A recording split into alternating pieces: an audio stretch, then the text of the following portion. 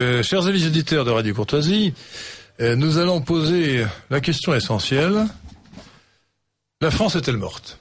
Pourquoi posais-je cette question à mes deux invités et à vous-même, chers auditeurs de Radio Courtoisie? Bien sûr, c'est pour réagir au livre d'Éric Zemmour, Le suicide français, publié chez Albin Michel, livre qui a été un événement médiatique. Il a eu droit à la première page des journaux, il y a énormément d'émissions de télévision. Et il a beaucoup plu à beaucoup d'auditeurs de Radio Courtoisie et beaucoup de gens qui déplorent la décadence de la France. Alors vous allez voir que pour ma part, j'ai un avis beaucoup plus mitigé sur ce livre, en dépit de toutes les choses intéressantes qu'il peut contenir, et j'essaierai de vous expliquer pourquoi, de manière très objective. L'essentiel d'ailleurs est dans la question que je pose à mes deux invités, Michel Leblay et Laurent Arthur Duplessis. La France est-elle morte? Je ne crois pas qu'elle soit morte. Et j'ai envie de répondre à Éric Zemmour, non, la France n'est pas morte. Vive la France. Michel Leblay est un spécialiste des questions internationales en particulier. Il étudie cela au Club de l'Horloge. Et il est économiste et politologue. C'est un esprit avisé qui est déjà intervenu plusieurs fois dans les réunions du Club de l'Horloge, qui n'interviendra pas d'ailleurs le 15 et le 16 novembre, mais j'espère qu'il viendra le 17 novembre à l'antenne de Radio Courtoisie pour tirer avec moi la conclusion de cette université du Club de l'Horloge. Alors, revenons à notre sujet, la France est-elle morte? Je dois dire que quelles que soient toutes les choses très intéressantes, bien que rarement originales, qu'on trouve dans le livre de Zemmour, dans le long livre de Zemmour, parce qu'il fait quand même plus de 500 pages, il est extrêmement choquant que le message essentiel qu'il transmet, c'est la France est morte. Car si la France était morte, ce ne serait pas la peine de se battre. C'est en quelque sorte toute ma vie active qui serait inutile. Si la France était morte, je pourrais utiliser ma retraite pour me promener autour du monde, au lieu de m'occuper de Radio Courtoisie et du Club de l'Horloge, et ça ne serait pas la peine de se battre politiquement. Bon. Que la France ne soit pas morte, c'est, me semble-t-il, une vérité incontestable, mais ce n'est pas la vérité que transmet Éric Zemmour. Je vais faire un certain nombre de citations de Zemmour. Sur la 4e page de couverture, il nous dit: nos élites somment la France de s'adapter aux nouvelles valeurs. Elle crache sur sa tombe, et piétine son cadavre fumant. C'est la France dont il parle. Elles en tirent, les élites, gratification sociale et financière. Elles ont désintégré le peuple en le privant de sa mémoire nationale par la déculturation, tout en brisant son unité par l'immigration. Toutes observent, goguenardes et faussement affectées la France qu'on abat, et écrivent d'un air las et dédaigneux les dernières pages de l'histoire de France. Donc Zemmour ne se contente pas de parler du déclin ou de la décadence de la France. Il dit qu'elle est morte. Pages 23 et 24. Je continue les citations. Page 23, il parle de l'enterrement de Gaulle en 1970. La France était en train de mourir, mais ne le savait pas encore. Elle n'existerait plus sans le général de Gaulle. Il s'était épuisé à la ressusciter. La ressusciter, ce qui veut dire qu'elle était morte avant de Gaulle. De Gaulle, quelques années plus tard, alors qu'il ne croit plus à son retour au pouvoir, imprudemment abandonné en 1946, soliloqué devant un Georges Pompidou: la décadence française a débuté au milieu du XVIIIe siècle. Depuis, il n'y a eu que des sursauts. Le dernier fut en 1914. Moi, j'ai bluffé. Et en bluffant, j'ai pu écrire les dernières pages de l'histoire de France. Les dernières pages de l'histoire de France, voilà le mot prêté à De Gaulle.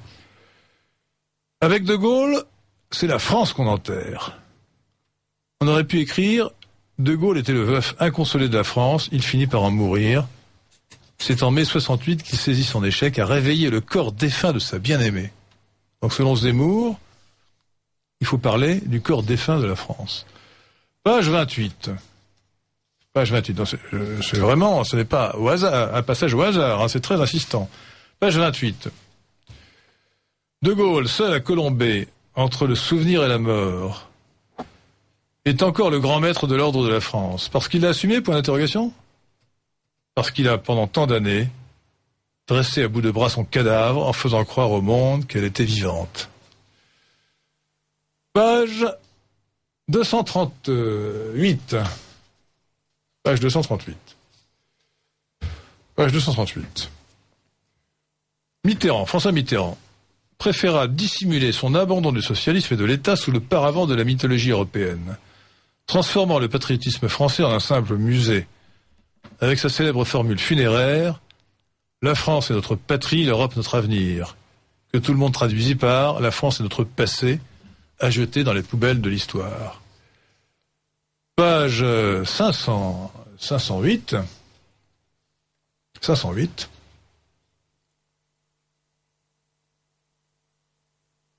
La commémoration de la bataille d'Austerlitz aurait indiqué que notre pays était encore capable d'entendre quelque chose, qu'il avait la volonté de poursuivre son existence et de persévérer dans son essence, que la France était encore vivante et non un cadavre à la renverse. Un cadavre à la renverse. La France est un cadavre à la renverse.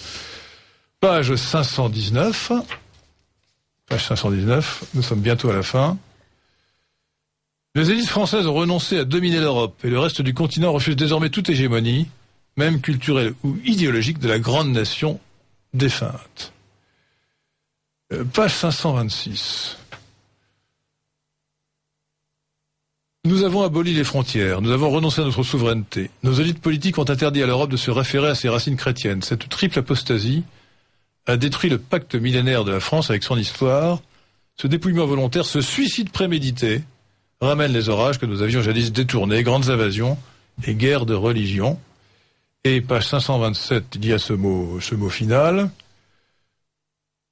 La France, c'est la dernière page, dernière page. La France se meurt, la France est morte. Nos élites politiques, économiques, administratives, médiatiques, intellectuelles, artistiques crachent sur sa tombe et piétinent son cadavre fumant. Elles en tirent gratification sociale et financière. Toutes observent, goguenardes et faussement affectées, la France qu'on abat, et écrivent d'un air las et dédaigneux les dernières pages de l'histoire de France. Alors j'avais dit dans une émission précédente, Michel Leblay, Laurent Arthur Duplessis, que dans sa religion, peut-être que Éric Zemmour n'avait pas trouvé la vertu d'espérance. Je crois qu'on n'a pas le droit de dire que la France est morte, et que quel que soit le diagnostic juste souvent, peu original, puisqu'il a puisé dans des sources qu'il ne cite pas, sur les maux dont souffre la France, il pouvait dire que la France est malade, il pouvait parler d'une tentative d'assassinat, plutôt que de suicide d'ailleurs. Mais il ne devait pas dire que la France était morte, surtout qu'il ne propose rien. Il dit quelque part, ce n'est pas ici l'objet de proposer quoi que ce soit. Forcément, si la France est morte, il n'y aura plus rien à proposer. La résurrection n'est pas un art facile, elle est réservée au Fils de Dieu. Alors, je pense que pour le suivre de très très très près depuis des années dans toutes ses prestations radiophoniques, télévisées, etc., je pense qu'il a forcé le trait volontairement par souci de force expressive, parce que son livre est un cri d'alarme, et je crois qu'il a voulu forcer le trait pour justement intensifier le cri d'alarme. Mais la preuve qu'il pense pas du tout qu'elle est morte, c'est qu'il dit aussi tout le temps que la vox populi, l'opinion publique, se désolidarise de plus en plus des élites en place et qu'il y a un mouvement très puissant en France de rejet des fausses élites qui mènent la France à sa perte. Il ne le dit pas dans ce livre. Non, pas dans le livre. Non, mais dans ses chroniques. Non. Attendez, dans ses chroniques. Mais dans ce livre, à aucun moment, il n'esquisse une solution. À aucun moment, il ne propose rien de tel. Alors, dans ses chroniques, il n'esquisse pas de solution. Dans ses chroniques, il dit simplement que l'opinion publique française est massivement maintenant hostile aux élites qui nous gouvernent. Et ça, c'est bien... Merci, on n'a pas besoin de Zemmour pour le dire. Oui, mais c'est un propos optimiste. Temps à le dire à Radio Courtoisie. Non, mais c'est en contradiction avec l'idée que la France soit morte. C'est en contradiction logique. Moi, je parle de ce livre et pas du reste. En fait, je n'ai lu que 2 livres de Zemmour. L'autre s'appelle Mélancolie française. Oui. Et je ne dis pas qu'il est encore pire, mais presque, parce que dans le livre dans Mélancolie française, Zemmour fait un livre d'histoire très médiocre d'ailleurs, et sa thèse principale, ou unique, consiste à dire que la France a toujours tout raté. C'est-à-dire qu'il ne dit pas la France est aujourd'hui en décadence, elle n'a plus la grandeur qu'elle avait autrefois, il nie qu'elle n'ait jamais rien réussi, ce qui est quand même une insulte à la France, insupportable. Et là, il dit beaucoup de choses originales, je répète encore une fois, c'est souvent à la limite du plagiat, il ne cite pas, en tout cas il ne cite pas ses sources. Et le bilan, c'est qu'il n'y a plus rien à faire, la France est morte. J'ai à dessein asséné les citations, j'en ai trouvé au moins 7 ou 8, j'en ai peut-être laissé passer quelques-unes, où il affirme clairement, et d'ailleurs c'est le titre de son livre, le suicide français. Il ne dit pas la France en danger, il aurait pu dire la France en danger. Vous voyez, il dit la France est morte. Force, en tout cas, il conclut là-dessus d'ailleurs. Force est de constater que son livre crée un mouvement, enfin disons que son livre catalyse plus précisément un mouvement d'opinion préexistant. Catalyse ou récupère? Oui, mais catalyse ou récupère? Il est intéressant de constater le malaise profond de la médiacratie et des politiciens face au succès de ce livre. Et ce malaise profond montre bien que le livre a fait mouche. C'est-à-dire que le livre a atteint dans ses forces vives une classe politique et intellectuelle qui égare le pays. Je crois que ce livre, effectivement, le succès de ce livre est le succès médiatique. Ouais. Parce que les médias, les médias du système, peuvent faire de la publicité à quelqu'un, ou à un livre, ou à un mouvement, pour le démolir. Bon. Je me rappelle en particulier en 79, la Nouvelle Droite, ça c'était vraiment la démolition, pure et simple. Bon. Là, c'est pas le cas. On prend un point de détail de l'histoire. Pardon? Non. À longueur d'émission, il se fait démolir. Ouais, d'accord. Mais, il n'est pas diabolisé. Et, si. Je vous assure que oui. Non, il faut regarder la télévision, écouter la radio, là. Non. Franchement, hein. Écoutez, moi, dire qu'il n'est pas diabolisé, non, alors là. Non. Il faut écouter Radio Courtoisie. Oui. Voilà. Mais il est diabolisé tout le temps. Mais il faut se rendre compte, il est diabolisé à un point extrême. Enfin, écoutez, s'il était diabolisé, il n'aurait pas ce succès médiatique. Moi, je vous dis que Zemmour est l'adversaire que le système s'est choisi. Et que, je dirais que Zemmour, c'est la stratégie de la méthadone. On donne aux Français du Zemmour pour qu'ils ne prennent pas du Begalou. Vous voyez? C'est exactement ça. C'est-à-dire que, le Begalou, par exemple, c'est la mauvaise drogue, et comme les Français sont drogués, on va ils votent Front National à 26%, etc., et ils sont contre les élites. Donc, pour les calmer, enfin, pour les distraire de ce qui peut leur faire le plus de mal, c'est-à-dire la mauvaise drogue, on va leur donner du Zemmour. Zemmour, il fait ce qu'il faut pour ne pas aller trop loin. Mais la méthadone n'écarte pas de la vraie drogue. Heureusement. N'écarte pas de la vraie drogue. La comparaison est bonne parce que, heureusement, la méthadone, malheureusement dans le cas de la méthadone qui est donnée aux drogués, mais la méthadone justement n'empêche pas les gens de se droguer. Et c'est un mauvais calcul, c'est une mauvaise stratégie pour le système. Et là on tombe justement sur un phénomène historique bien connu, c'est que c'est très souvent les élites en place qui, en entrebâillant la porte, ouvrent, ensuite laissent entrer en réalité le nouvel ordre intellectuel politique. Les élites du XVIIIe siècle ont fait pareil. Elles ont ouvert leur salon aux philosophes des Lumières, et ainsi elles ont creusé leur tombe. Et c'est la haute noblesse qui a commencé la Révolution par son ouverture à Rousseau et aux autres philosophes des Lumières. Et là, c'est exactement la même chose. Oui, non, c'est pas du tout exactement la même chose, cher Laurent Arthur Duplessis. Non, je le dis aux auditeurs de Radio Courtoisie. Les élites du XVIIIe siècle étaient entièrement ouvertes à Voltaire et consorts, aux philosophes et à Rousseau, qui n'étaient pas hors système.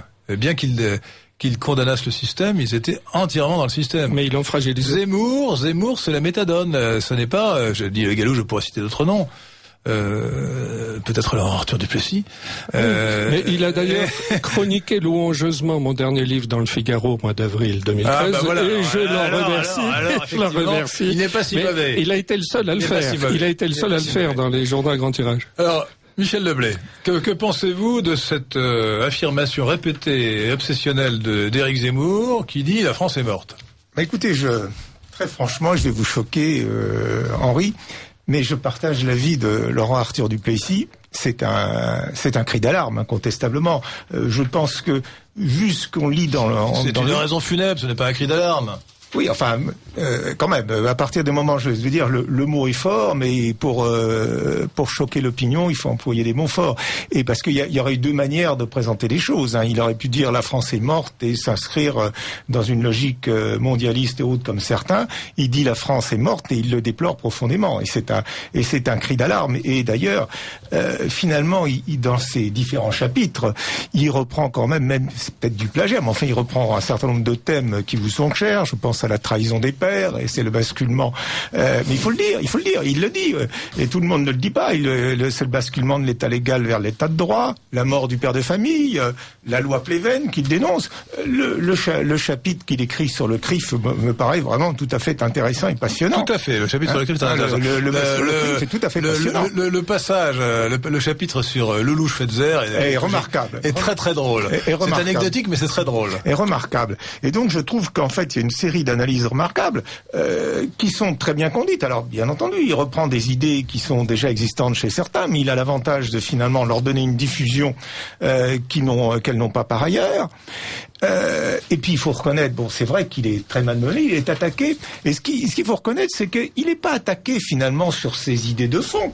On l'attaque sur Vichy, parce que Vichy finalement, de moins en moins de gens en France ont connu Vichy, c'est un espèce de monstre mythique, et donc on l'attaque là-dessus, mais il n'y a jamais de débat, je n'ai jamais vu de débat en profondeur sur son livre, les différents thèmes qu'il évoque. Hein. Oui. Parce que là, son livre indispose particulièrement. Mais Zemmour se fait aussi beaucoup attaquer sur sa critique du féminisme, de la loi du genre, etc., par exemple. Oui. Et alors c'est d'ailleurs ce qu'il y a de plus original dans son livre, parce que dans l'ensemble de ce livre, Le suicide français, comme si la France était morte, il appelle son livre Le suicide français. Encore une fois, ça n'est pas original. Il y a quelques erreurs. Par exemple, il explique que nous avons le droit du sol en France, ce qui est une désinformation courante, mais qui est fausse. Il n'y a pas de droit du sol en France. C'est le droit du sang qui est au centre de la loi française depuis 1803. Il y a l'acquisition automatique de la nationalité française par les immigrés à leur majorité, ce qui est autre chose. Le passage sur ce qui m'a l'air le plus original, le plus propre à la pensée zemmourienne, mais d'ailleurs assez peu convaincant, c'est tout ce qu'il dit sur la féminisation de la société, vous voyez. Voilà. Oui. Qui est un petit peu... je trouve ça un peu outré et simpliste, mais pas, voyons, mais m'intéresse. C'est une thèse intéressante, qui ne me convainc pas, mais qui est intéressante. C'est à peu près la seule chose qui soit originale. Peut-être on pourrait présenter les choses autrement, disons, je dirais que c'est la perte de virilité au sens le plus large du terme de nos sociétés. On présenterait les choses comme ça. Et donc il y a une manière ou d'une autre de formaliser les idées, mais c'est vrai que d'une certaine manière, nous sommes dans des sociétés qui refusent de se défendre. Alors ce livre est un peu long, hein, il fait quand même 500 pages. Moi j'ai mis un peu de peine à arriver jusqu'au bout. Alors c'est l'histoire de France revue de manière journalistique depuis 1970 jusqu'en 2007, à quelques années près. Donc il met en exergue les événements qui ont illustré les années, avec beaucoup de... Alors ça, c'est très grand public, beaucoup de commentaires sur les films, sur les chansons, sur les matchs de football, voilà. Ce format de texte d'ailleurs lui permet de faire un travail d'équipe, parce que visiblement tout n'est pas de la même main. Il y a des ruptures de style, et d'ailleurs il remercie à la fin un certain nombre de personnes qui je suppose l'ont aidé à faire ce livre. Je remercie Olivier Rubinstein, Lise Boel, Julien Colliat et mon ami Jacques. C'est certainement un travail d'équipe, mais bon. Le résultat, c'est que ce n'est pas disparate, c'est très très divers, disons, très divers. Tout en... Il y a une logique quand même. La logique, c'est qu'il ne voit que ce qui a raté, ou ce qui s'est mal passé. Alors, je ne vais pas vanter l'Express parce que il a consacré un article d'ailleurs plutôt critique, et même plus que critique, à Radio Courtoisie il y a quelque temps. Mais je préfère finalement... le dossier de l'Express dans son intention, intellectuel, artiste, scientifique, entrepreneur, les nouveaux génies français. Bon, je ne suis pas sûr que la liste soit la bonne, mais il y a en France beaucoup d'atouts, beaucoup de génies, en tout cas de talents, même sans doute des génies, et je regrette que dans ce livre, je pense que la France a un travers, les Français ont un travers depuis au moins un siècle ou 2 siècles, c'est l'autodénigrement. Il ne voit que le mal dans la France. C'est très chic dans la Dinerville de dire la France c'est mal, l'Allemagne c'est bien, les États-Unis c'est bien. Oui, mais là le propos du livre, c'est pas de montrer ce qui marche bien et qui a échappé aux dégâts causés par les fausses élites qui sévissent en France. Le propos du livre, c'est au contraire de montrer les dégâts que ces fausses élites ont causés. Donc, il a centré son ouvrage sur ce qui ne marchait pas bien pour montrer les dégâts. Et il a évité ce qui marchait bien, puisque c'eût atténué effectivement à ce moment-là l'accusation contre ces fausses élites. Car ce qu'il fait là, c'est un réquisitoire contre ces fausses élites. Il fait ce que nous faisons nous à Radio Courtoisie très souvent. Non, moi j'essaye de faire faire une critique équilibrée. Je ne vais pas dire que tout est mal sous un tel. Quand il y a quelque chose de bien, il faut le dire. Oui, mais là il fait un livre grand public. Alors justement, nous parlions de encore une fois, si le livre s'était appelé La France en danger, s'il avait dit oui, la France connaît de graves offensives contre son être même qui la mettent en danger, qui peuvent la détruire. Mais il y a une réaction populaire et populiste avec le Front National à 26%. Il y a la manifestation, le soulèvement populaire de la manif pour tous. Il n'en dit pas un mot. Il ne voit rien de bien. Il ne voit pas les forces vives de la France qui se dressent contre cette décadence. Il y a des phrases à ce sujet-là. Non, rien du tout. Il n'y a rien du tout. En fait, je suis d'accord encore une nouvelle fois avec Laurent Arthaud Duplessis. Le problème, c'est le débat. Hein. Pardon ? C'est le débat. C'est le débat. Mais en fait, c'est un réquisitoire contre les élites dirigeantes. Il ne met pas en cause la France dans ses profondeurs. Il montre comment finalement la France finalement est trahie par ses élites dirigeantes. D'ailleurs, il y a un paragraphe ou un chapitre qui s'appelle la trahison des pères. Et c'est ça qui est important, c'est que dans la réalité des choses, il y a une France profonde et il y a une élite dirigeante. Et on voit d'ailleurs le divorce qui existe électoralement, hein, parce que tout à l'heure on sera probablement amené à parler des solutions ou des évolutions possibles. Faut se rappeler quand même, il y a eu ce référendum du 29 mai 2005 où la France, dans sa majorité, très forte majorité, a rejeté le traité constitutionnel européen et ses élites dirigeantes lui ont imposé le traité de Lisbonne. Et finalement, tout ça, c'est dans la ligne de Zemmour, c'est-à-dire qu'il y a une France profonde qui existe et qui est millénaire, et il y a je dirais même pas une élite, une oligarchie dirigeante, en effet, en France comme dans les autres pays européens, qui ne pense qu'au dépassement de l'idée nationale, alors que dans le reste du monde, on pourra y revenir, s'affirment les identités. Non, mais tout ce qu'il dit est juste, et c'est d'autant plus juste qu'il a emprunté cela, à part sa théorie particulière de la perte de virilité de la société, qui lui est particulière et qui ne me paraît pas très solide. Tout le reste, il l'a emprunté parfois au terme près dans des ouvrages qu'il ne cite pas, ce qui est quand même désagréable. Bon. Mais c'est un bon vulgarisateur, parce que justement. Oui, d'accord, mais le système ne lui fait cette place que parce que il ferme la porte derrière lui, vous comprenez. Il occulte ceux dont sans Zemmour on serait obligé de parler. En tout cas, dans l'histoire, ça s'est jamais passé comme une fermeture de porte derrière ceux qui étaient derrière. J'espère. Parce que c'est jamais sous contrôle, ces phénomènes. Jamais. Ça, c'est le fantasme du contrôle. C'est pour ça qu'un point sur lequel nous sommes pouvant tous être d'accord, c'est que le succès qui est fait à ce livre est positif. Oui. Parce que ça dénote le fait que le système est débordé par la base. Voilà. Oui, c'est ça qui est important. Mais ce n'est pas parce que bien sûr, c'est pour ça qu'il faut se réjouir du succès qu'a obtenu ce livre. Voilà. Mais ça n'est pas pour cela que ce livre est bien intentionné ou que c'est un bon livre. C'est un livre qui répète que la France est morte et ça n'est pas acceptable. Alors, il faut voir une chose, c'est scandaleux. Justement, si on compare avec notre brillantissime ami Jean-Yves Le Gallou, c'est que Zemmour, lui, est un vulgarisateur. Attendez, vous plaisantez. Alors justement, la comparaison est très bonne. Jean-Yves Le Gallou est parfaitement médiatisable. Il a toutes les... Écoutez, je vais prendre deux exemples. Jean-Yves Le Gallou et Serge de Beketch. Si Jean-Yves Le Gallou et Serge de Beketch avaient été cosmopolitiquement corrects, ils auraient été invités partout bien sûr, dans les médias. Oui, bien sûr. Et ils ont un talent, à mon avis, au moins égal et même largement supérieur à celui de Zemmour. Bon. Ils ne le sont pas. En particulier, aujourd'hui, Jean-Yves Le Gallou est un communicant. Il parle avec beaucoup de facilité, etc. Il a des formules frappantes. Donc, il faut se demander pourquoi c'est Zemmour et pas Le Gallou, et j'ai donné la réponse. Alors, si on regarde l'itinéraire en détail, on se rend compte que ça a été au départ une sorte de passager clandestin, Zemmour, puisqu'il s'est fait connaître au départ par des écrits très politiquement corrects au Figaro et par un livre sur Jacques Chirac. Il a trouvé un fonds de commerce. Et un livre sur Jacques Chirac qui était franchement très convenable politiquement. Et il a commencé par être célèbre pas du politiquement correct. Exactement, et d'ailleurs comme Soral d'ailleurs. Et ensuite, dans un second temps, le Galou Zemmour, dans un second temps, a commencé s'est mis à s'insurger contre l'oligarchie mondialiste, le mondialisme, etc. Là, il est devenu politiquement incorrect. Et le problème qu'ont eu les médias, c'est que il lui avait donné une célébrité du temps où il était politiquement correct. Et il a échappé aux médias ensuite. Mais vous plaisantez. Mais attendez, mais vous êtes naïf. Zemmour, c'est la stratégie du leurre.